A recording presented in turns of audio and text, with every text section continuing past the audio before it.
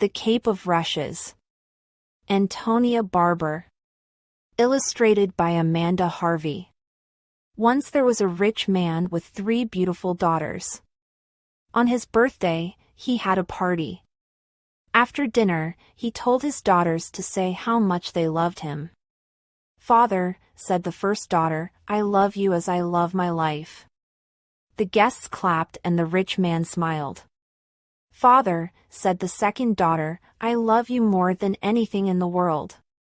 The guests clapped again and the rich man smiled.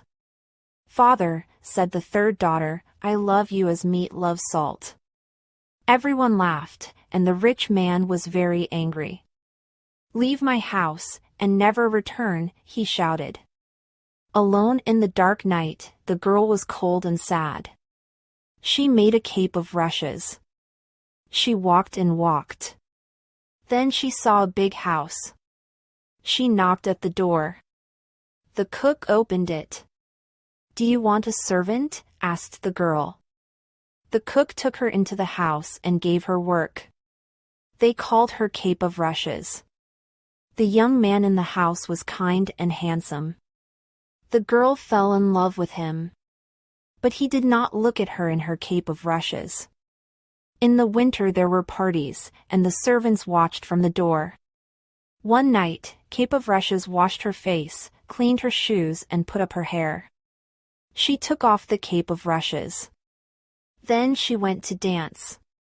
No one knew her, the young man danced every dance with her.